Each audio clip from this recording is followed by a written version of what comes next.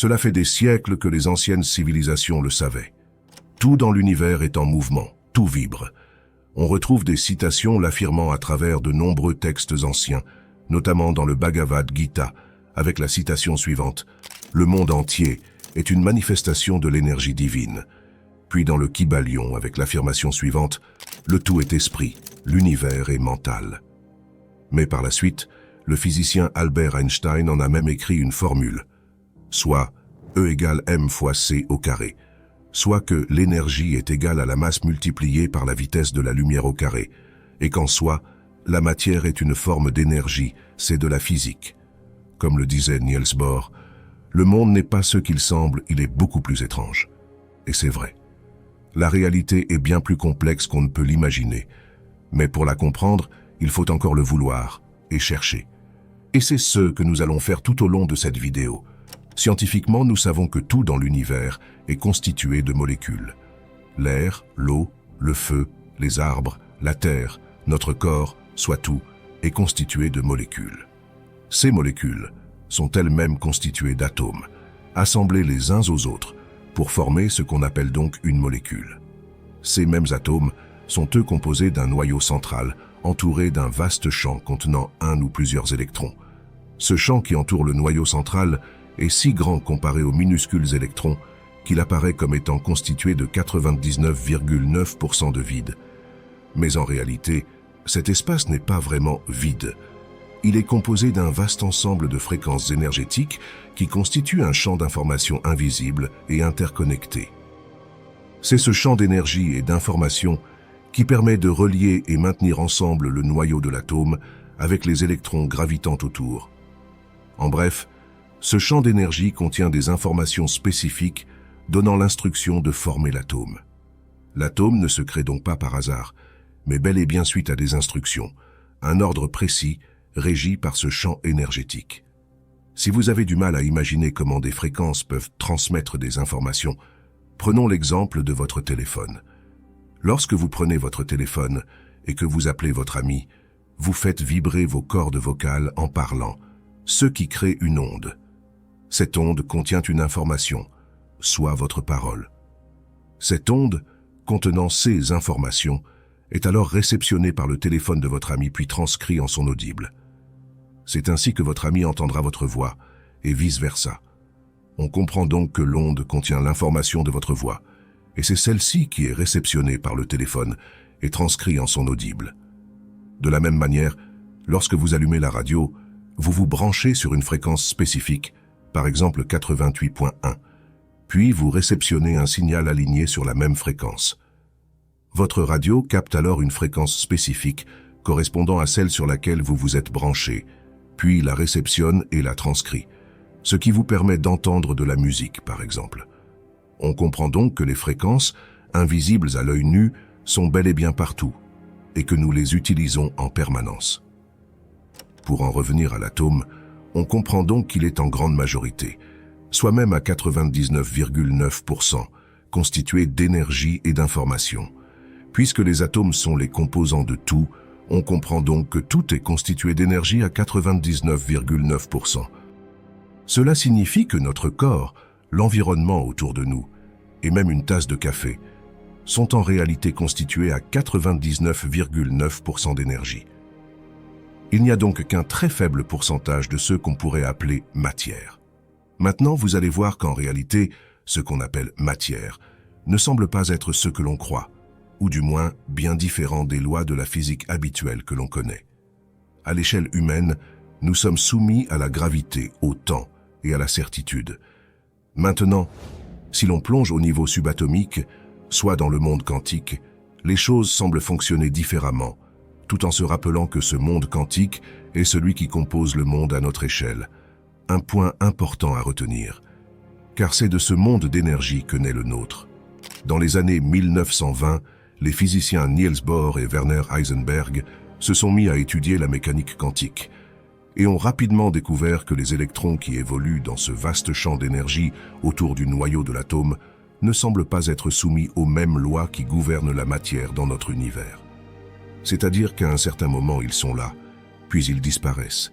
Il est impossible de prévoir où et quand les électrons apparaîtront. Comme l'ont finalement découvert les chercheurs, les électrons existent simultanément à l'état de possibilité ou de probabilité, en nombre infini. Ce n'est que lorsqu'un observateur place son attention sur quelque chose de matériel qu'il veut trouver que le champ invisible d'énergie s'effondre pour laisser place à une particule que nous appelons électron. On parle d'effondrement de la fonction d'onde ou de la réduction du paquet d'ondes. Mais dès que l'observateur détourne son regard et sait penser de l'électron, ce dernier disparaît pour retourner à l'état énergétique. En bref, la particule de matière physique qu'est l'électron n'existe pas tant que nous ne l'observons pas ou que nous ne lui accordons pas notre attention. Au moment où nous détournons notre attention, il redevient énergie, c'est-à-dire une fréquence énergétique que les scientifiques appellent onde. En soi, il redevient à l'état de possibilité ou de probabilité infinie. De la sorte, le mental et la matière sont reliés au champ quantique. Maintenant, voyons comment cela est possible. On sait que tout est constitué d'atomes, donc de ce champ énergétique. Notre cerveau, notre corps et notre environnement en sont constitués. Donc logiquement, nous sommes connectés à tout au travers du champ quantique. C'est cela qu'on appelle l'unité. À l'échelle humaine, on semble être individuel. Mais dès lors qu'on plonge dans le monde subatomique, à l'échelle quantique, on se rend compte que tout est interconnecté à travers ce vaste champ d'énergie, ne formant qu'un seul et grand champ, le tout. C'est de cette manière que le mental affecte la matière, car il en est relié à travers le champ quantique.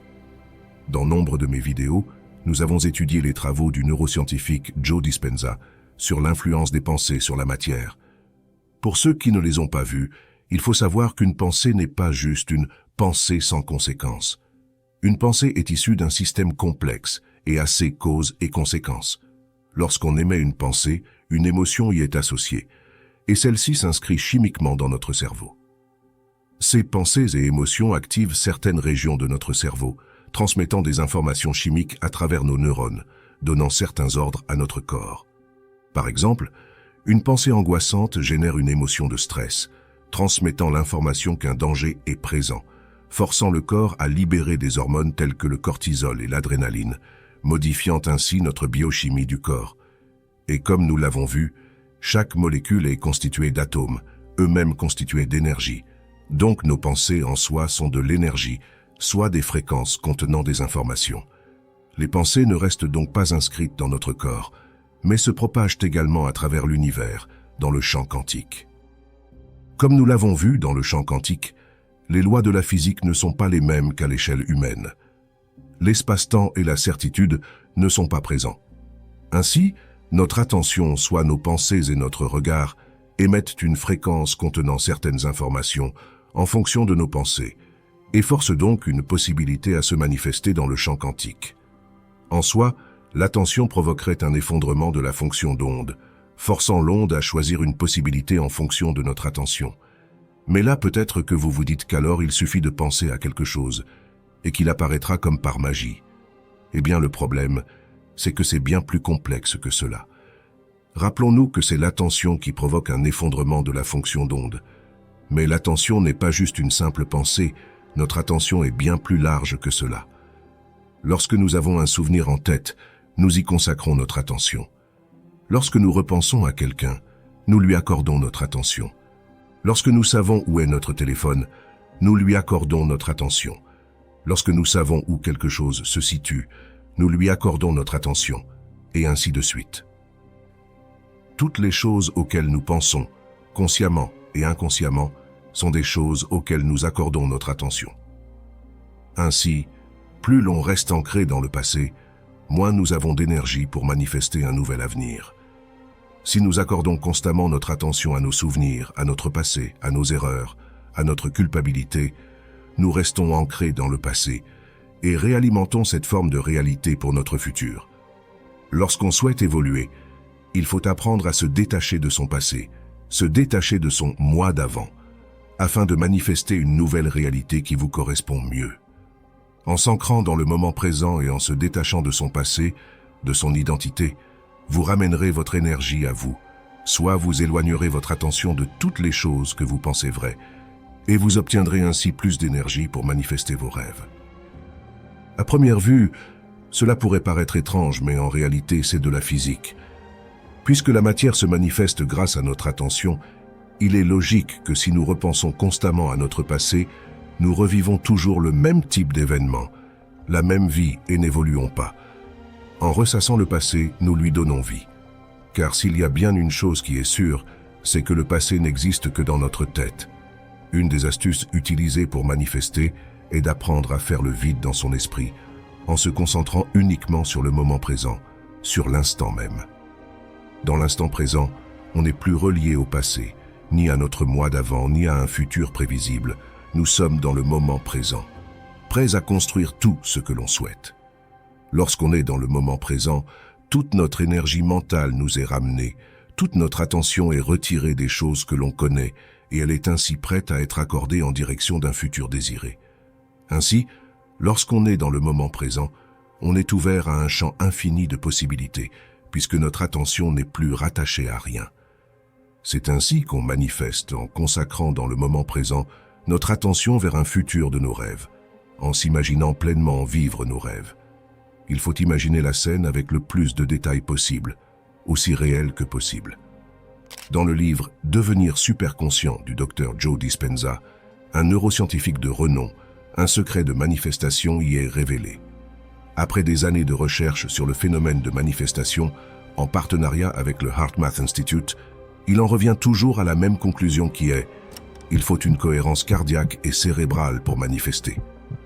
Afin de se créer un nouvel avenir, une personne doit associer une intention claire, soit une cohérence cérébrale, à une émotion élevée, soit une cohérence cardiaque.